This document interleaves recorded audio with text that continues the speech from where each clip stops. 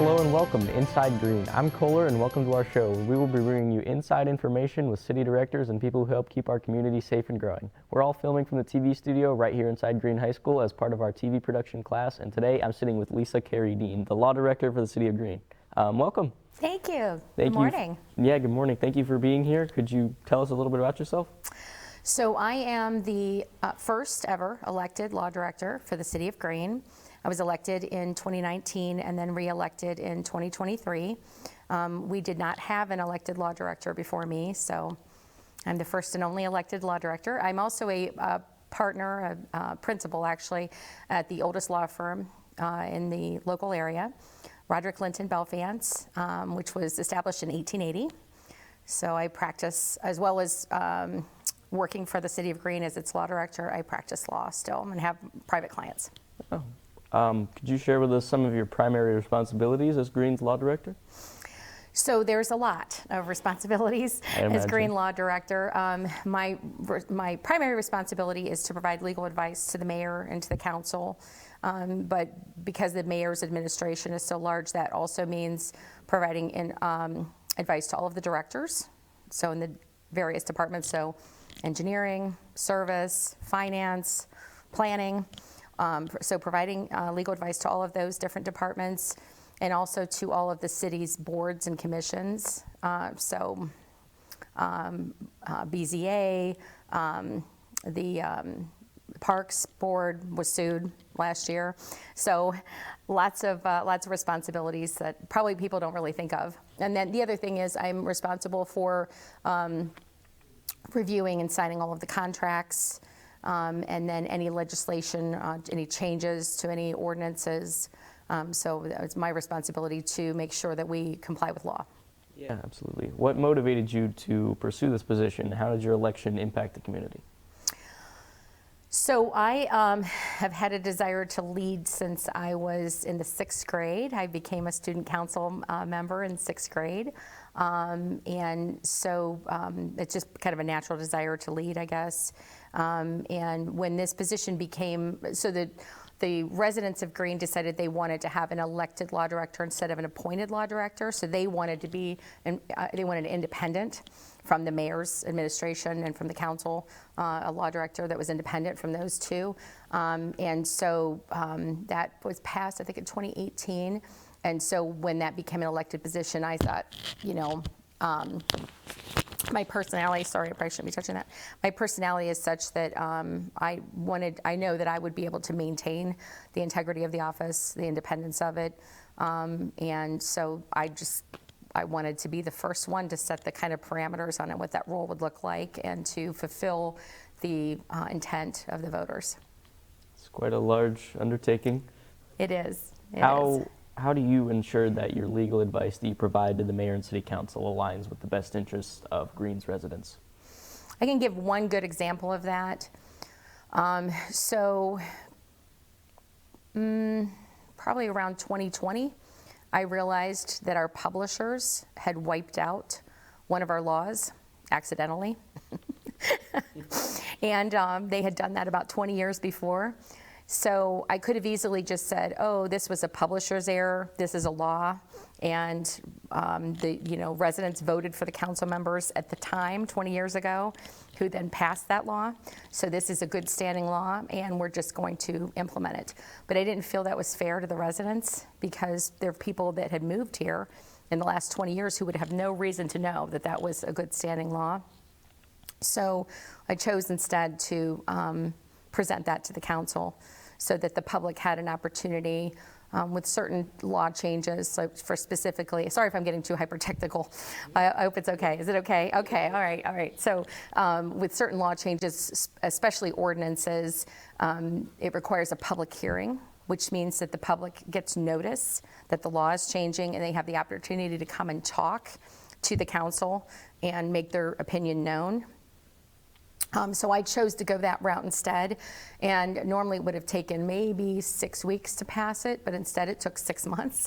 So because there was a lot to it. So that was the property maintenance code, which I don't know if you heard about it, but a lot of residents had an opinion about it. And so I guess all of that to say the easier thing and I could have lawfully done it for the city, was to just say, it's a law, here it is, follow it. But instead, I didn't think that was right. I thought it was better for citizens to know about it, to be involved, to have a voice over it, and an opportunity to speak up. Yeah, that's amazing. Well, that was obviously a challenging legal issue that you just mentioned, and I know you mentioned the Parks Department getting sued, but could you elaborate on a different, challenging legal issue that you faced and how you've navigated it to ensure that the city gets the best outcome? Sure. Probably the thing that took the most time for me to do so far was with regards to the new school building, what we were just talking about a little bit ago. So I recognize that's a middle school, and you probably won't be all that involved with it, but remember, it's going to have a track and a gym and all the kinds of things which make it more of a community center. So as a result of that, the city also provided funding and is going to be part owner, or at least part leaser of that property. And so that was a highly complicated legal issue for the city and the school district to come to an agreement. It took more than 6 months for me to write that contract in conjunction with the school district. And so we had, the members of the administration, like your superintendent was involved, but then also the mayor was involved, and then all the lawyers for both entities were involved. So that was really highly complex. So. Yeah, I can imagine. Being recognized as a fellow of both the Ohio Bar Association and the Akron Bar Association is a very impressive accomplishment. How do you think this enhances your ability to serve the community effectively, this recognition? So one of the things that has been most helpful is the ability to reach out to colleagues. I have built a great reputation and worked really hard to build a great relationship base with other lawyers in the legal community throughout all of the county and even outside the county of Summit County. And that really helps because, as you know, as a student, there's book knowledge and then there's experience. So you can read a book about how to drive a car. That's not the same thing as that's not the same thing as driving the car. So, having the ability to reach out to other municipal lawyers or other types of area of law, because there's a lot that goes along with law director, to get kind of best practice or pointers or here, go in this direction, has been, I think, a great benefit to the city that I have those relationships. Yeah, definitely. So what projects or some initiatives are you currently working on right now that you think will have a significant impact on the city's legal landscape or just community development in general? So it's going to sound kind of silly, but I think it's really important, sidewalks. Yeah. So we are working on, right now, sidewalk ordinance. The city got kind of, what's the word? Trapped with inertia, inability to make a decision on what to do next. So we're 30 plus years old. And we started as townships, actually, I guess there were different hamlets or whatever. So we started as a township, and so that's the way that we have built our infrastructure shows that. And so we really need to work on that. And in the last 30 years, we have struggled tremendously with how to handle the repairs and the maintenance and all of that with sidewalks. So if anybody is interested in that, I know it sounds kind of dry, but it's interesting in the sense that it affects people's property and their pocketbooks, because they may have to pay for some of that, and then also just the ability to be connected and get walking from one area of the city to the next. So that currently is pending legislation, and there's a public hearing. I don't remember the date, I'm sorry, but there's a public hearing coming up. So. All right, yeah.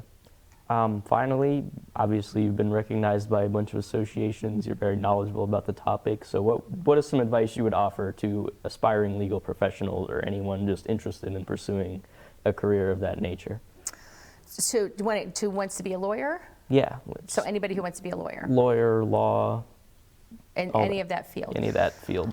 So the good news about wanting to be a lawyer is you can figure that out later in life. So, like if you want to be a doctor, you kind of need to know that by the time you're 18. because it takes a long time with school, and there's a fast track, and you have to do it a certain way. When I went to law school, I was a married mother with children, so I kind of figured out after I graduated from college what I wanted to go to law school, and so I was able to go to night school. And I had people in my class who were professors during the day, and had real, serious daytime jobs. So you can do it later if you want. So you just have to have a 4-year degree to go to law school for your bachelor's degree. But if you're like young and in high school and thinking about it, probably the best thing to do is go into political science. That is one area that it kind of lends itself to that. And let me think what else I would advise. I mean, I think if you want to be involved in the city, the best thing you can do is volunteer. Whether it's a group organization or we have a lot of opportunities for volunteer work with, like the mayor makes appointments, the council makes appointments. You just have to let those people know that you're interested in it. So you could email the mayor or email the council clerk and say you want to be involved, and they will get you involved in the city. So. Yeah, awesome. Well, that's it. I'm done interrogating. Thank you very much for being here today, and thank our amazing audience for tuning in. And be sure to look out for our next episode.